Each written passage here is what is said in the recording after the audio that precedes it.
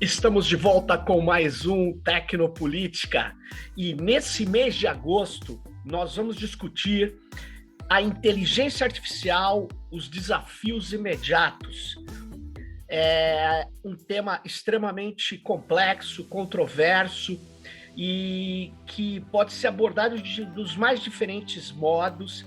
A gente escolheu algumas pessoas muito legais para poder participar do Tecnopolítica desse mês. E não se esqueça de seguir o nosso canal aqui no YouTube, em diversas outras mídias, no Spotify, por exemplo. E quem não gostar dessas soluções de plataforma proprietárias, pode procurar o nosso blog, tecnopolitica.blog.br, que você vai encontrar lá o blog com os nossos áudios. Nesse mês de agosto, a gente, portanto, vai também fazer aquela nossa rodada no dia 30 de agosto, a rodada final do tema de inteligência artificial, desafios imediatos. Vai ser na segunda-feira, dia 30, 19 horas. Você vai poder vir participar, conversar com a gente, trazer as suas ideias, conhecer detalhes das discussões que a gente teve, pedir referências, trazer referências, enfim, trocar várias ideias, que esse é o objetivo do Tecnopolítica, mostrar como a política, a economia, a cultura está dentro de determinadas soluções, dispositivos de objetos técnicos. Então, nós estamos fazendo isso, já fizemos mais de 100 episódios, e esse mês é um mês muito importante, porque nós vamos discutir isso que tem sido chamado de inteligência artificial, que é um nome genérico, um guarda-chuva para uma série de tecnologias que trabalham principalmente com dados, então, que trabalha com estatística, mas que também a inteligência artificial tem outros ramos, que é a inteligência artificial simbólica, enfim, a gente vai discutir o problema a partir da nossa perspectiva, a partir do nosso país. Repare que o número total de publicações científicas relacionadas à inteligência artificial quadriplicou entre 1999 e 2019. Quem está conseguindo ver o nosso videocast aqui, é óbvio que essa tela que está aí, ela só traz algumas pesquisas publicadas entre 2011 e 2015, mas você vê que existe uma distância muito grande entre os países, muito importantes, tecnologicamente avançados, mas veja que a China e os Estados Unidos elas se destacam dos demais países, né? As publicações científicas relacionadas à inteligência artificial, também de coautoria de pesquisadores chineses, norte-americanos, também dobraram, segundo a OCDE, entre 2014 e 2020. Isso é muito interessante, mostra que, apesar da geopolítica que tem na tecnologia e na ciência hoje, um elemento central das disputas, existem muitas parcerias sendo realizadas também. E repare que você tem uma distância muito grande dos demais países aí para esse bloco que está liderando as pesquisas e o desenvolvimento de tecnologias desse grupo chamado inteligência artificial. Agora, é óbvio que a gente podia discutir aqui também a computação quântica, que está avançando muito fortemente, porque ela promete resolver problemas computacionais intratáveis em qualquer computador clássico. E ela pode revolucionar aplicações em várias áreas, né? Então, o mercado está apostando muito nisso. A China e os Estados Unidos também lideram pesquisas junto com a Europa, efetivamente, no terreno da chamada computação quântica. Agora, é interessante que eu estou dando esse cenário para mostrar que a inteligência artificial ela é derradeira agora, né? Ela é fundamental. apesar da computação quântica ser uma área de fronteira, a gente não vai tratar esse mês da computação quântica aqui, a gente vai tratar, sim, da questão dos desafios imediatos da inteligência artificial, principalmente para nós aqui no Brasil. É interessante que mais de 60 países, no levantamento que eu fiz, já haviam desenvolvido estratégias de inteligência artificial para os seus países, para políticas nacionais. E eu achei esse quadrinho aí que mostra vários países aí de 2017, 2018, que já estavam aí desenvolvendo políticas públicas ou políticas governamentais relacionadas ao desenvolvimento da inteligência artificial.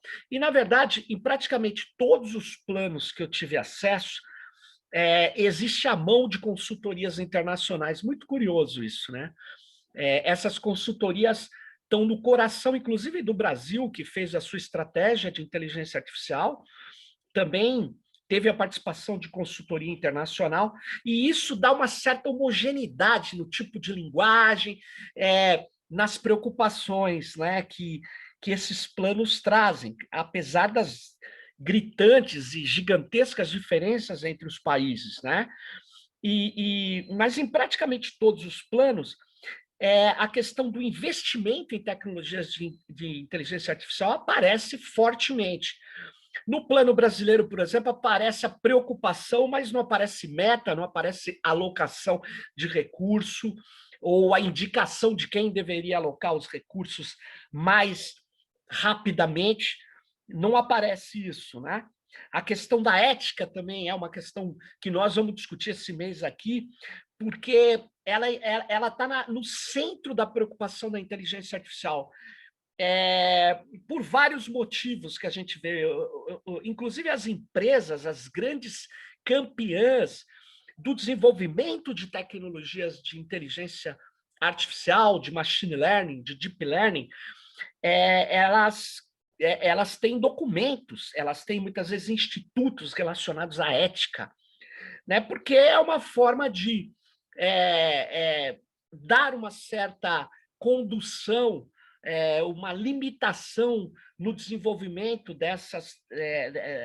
desses algoritmos, desses modelos, do design da inteligência artificial, porque já se sabe das discriminações, dos problemas que a inteligência artificial pode ter, mas também é porque é um argumento forte de que as empresas querem desenvolver ética. Ética é algo que você assume ou não, que você tem ou não, que você resolve aplicar ou não, porque isso estaria sendo contraposto à ética à ideia de regulação. E, na verdade, não tem contraposição nenhuma, mas muitas corporações têm declarado claramente que não é hora de regulamentar nem de regular a inteligência artificial, que isso mataria a inovação.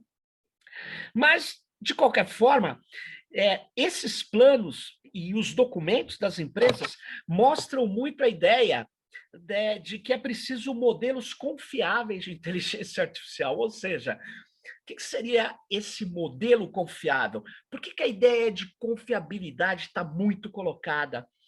Nós vamos discutir tudo isso esse mês, inclusive a necessidade da explicação, da explicabilidade de modelos como redes neurais, que são cada vez mais utilizadas e elas chegam a determinadas conclusões sem que a gente possa saber quais cálculos elas fizeram para chegar e resolver um problema ou colocar uma orientação. A gente já tratou disso num dos episódios do Tecnopolítica, mas a questão da explicabilidade, da confiabilidade é vital, até porque a confiança é fundamental para os mercados, né? Porque a confiança que aquilo funciona, que aquilo não tem risco, é muito importante para que os produtos possam ser disseminados e os serviços serem prestados. Pois bem, então, nós estamos vendo aí que a inteligência artificial ela avança fortemente. Você pega a equipe da OpenAI, ela tem o GPT-3, que é uma solução de inteligência artificial extremamente avançada e que você não teria condição de fazer uma coisa similar no Brasil de hoje. É curioso isso, né? Apesar da inteligência artificial ter voltado à tona, ganhado força gigantesca, ela nasceu nos anos 50, ela começa a se disseminar. Por outro lado, ela ganha impulso a partir da internet, a partir da dataficação, da quantidade de dados disponíveis muito grandes, e isso acontece aí há 15, 10 anos atrás, nesse meados da primeira década do século XXI, tem uma explosão das pesquisas embaladas por essas corporações que passaram a criar várias soluções, vários produtos com a inteligência artificial baseada em dados, a conexionista, principalmente, a inteligência artificial que vai utilizar dados usando a enorme capacidade de processamento das máquinas para aplicar modelagem estatística, preditiva, para extrair padrões, para fazer classificações, enfim, existem diversos produtos que estão sendo colocados, e é interessante que você vê que hoje, se você for olhar os influencers da inteligência artificial, você vai ver que os documentos e os dispositivos mais citados são do Google, da IBM, da Microsoft, da Amazon, do Facebook, da Intel, da NVIDIA, da Apple, da Baidu, do Salesforce. Ou seja, você tem os influencers aí que são corporações. As corporações estão cada vez mais dando a tônica da inteligência artificial. Não são as universidades, são as corporações. E a inteligência artificial, nós vamos ver durante várias discussões que realizarmos esse mês, que ela tem, na verdade, é um nome muito grande para vários modelos diferenciados que tem. E eu havia dito, hoje a inteligência artificial é muito baseada em dados, então ela tem processos de aprendizado ou de aprendizado profundo, supervisionados e não supervisionados. Elas têm procedimentos, metodologias, designers, arquiteturas, ecossistemas que estão se construindo aí. E como você, quem estiver não só nos ouvindo, estiver vendo esse episódio que debate a questão da inteligência artificial, os desafios imediatos, que vai ser o nosso tema do mês, você está vendo aí um quadro com o top 10, os algoritmos e métodos mais usados por cientistas de dados. Você vê, você tem aí a regressão, você tem aí os clusters, as árvores de decisão, os algoritmos de visualização. É muito interessante essas métricas, né? E elas podem também ser vistos os vários tipos de aprendizado de máquina e que como eles estão sendo usados. Por exemplo, o aprendizado supervisionado, né, aquele que você treina o algoritmo especificamente para encontrar determinados elementos que você quer nos seus objetivos. Você está usando isso para detecção de fraude, detecção de spams, diagnósticos médicos, classificação de imagens. E no caso do uso de algoritmos de regressão supervisionados, você tem a predição de score, né?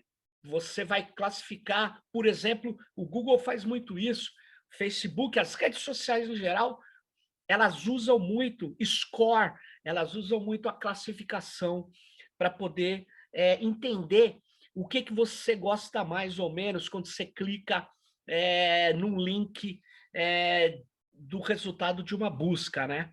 Enfim, nós vamos não entrar em detalhes técnicos, mas todo esse debate vai aparecer, e vai aparecer a discussão do Brasil aqui, das estratégias de inteligência artificial dos outros países comparado ao nosso, do fluxo de dados. E aí eu quero terminar esse episódio, que é um short, que é bem curtinho. Eu quero mostrar o problema que aparentemente as pessoas falam, não, tudo isso é um problema meramente técnico da computação, e não é. É um problema que envolve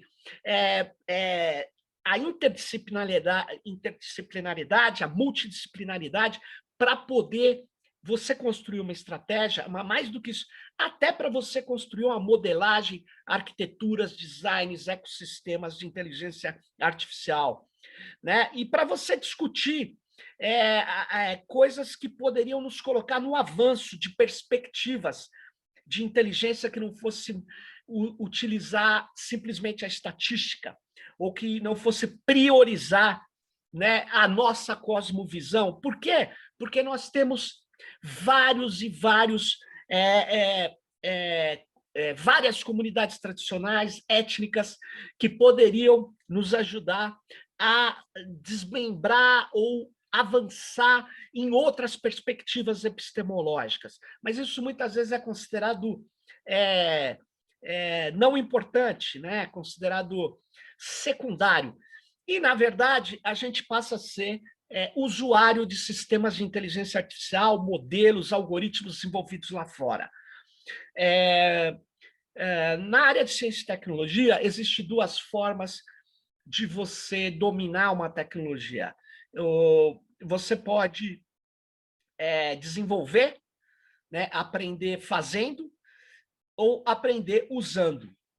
Nós somos aqueles que aprendem usando. E eu acho que isso mata demasiadamente a nossa inventividade e criatividade, porque as tecnologias carregam ideologias, perspectivas culturais, visões de mundo, e nós estamos deixando a nossa de fora, porque a gente, por causa do nosso mercado, principalmente, a gente tem sido somente usuário dessas tecnologias.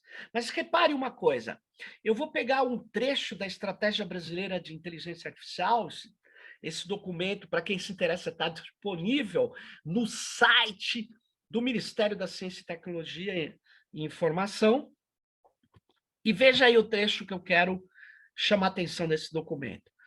É o segundo parágrafo aqui desse recorte que eu fiz, desse print que eu tirei. Eu vou ler um trechinho dele. Sabe-se que, à medida que os dados e o conhecimento têm precedência sobre os fatores de produção convencionais, mão de obra e capital, as barreiras industriais são quebradas com a crescente convergência de produtos, serviços e máquinas inteligentes. Bom, é complicado, porque isso é uma baita ilusão.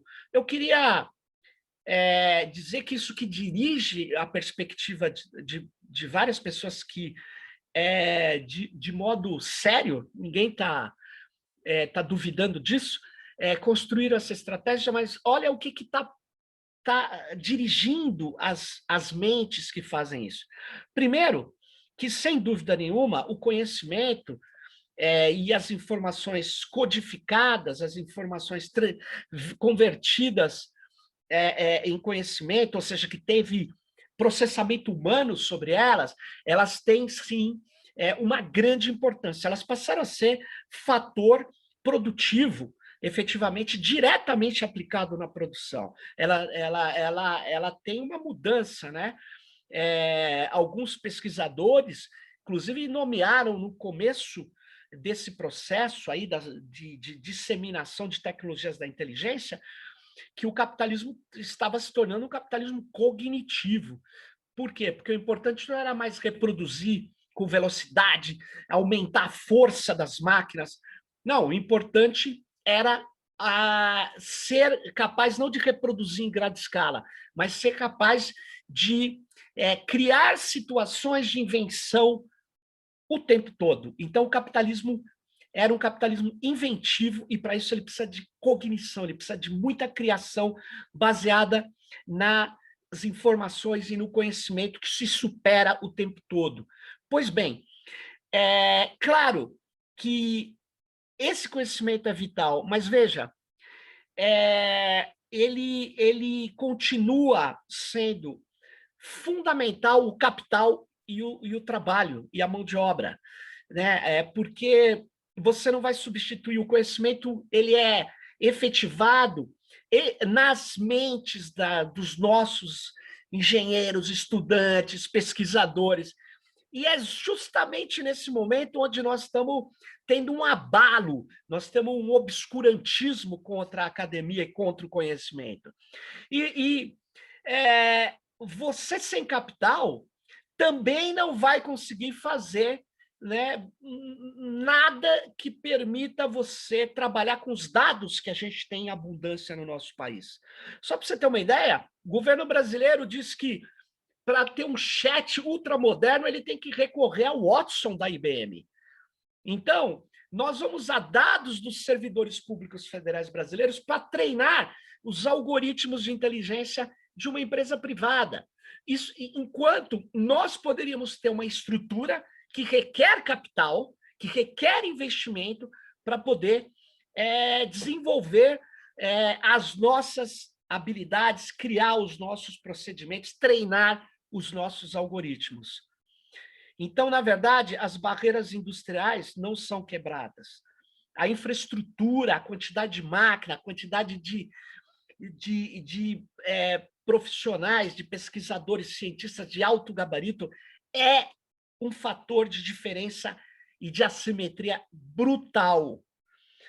Por isso que a China, que apostou tudo nisso, explode e compete em pé de igualdade. Mas veja, países como a Alemanha e a Inglaterra ficam atrás, porque tem a questão da quantidade de inteligência aplicada que na China e nos Estados Unidos, junto com o capital, tem sido muito superior.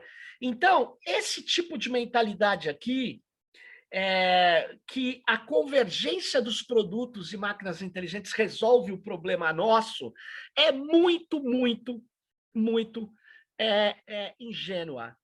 Então, é nesse sentido, entre os outros que eu falei um pouco aqui, dei uma pincelada, que nós vamos discutir aqui nesse mês os desafios imediatos. Por que tem a palavra imediato? Sabe por quê?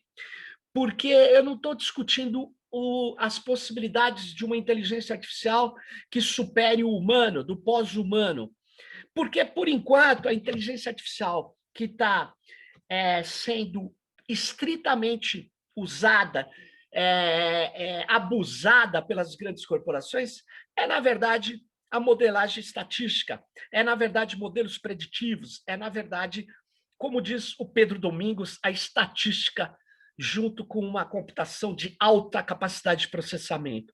Então, nós estamos longe ainda de ter a inteligência que as pessoas veem em filmes de ficção, do HAL, da 2001, o Odisseia no Espaço, da Matrix.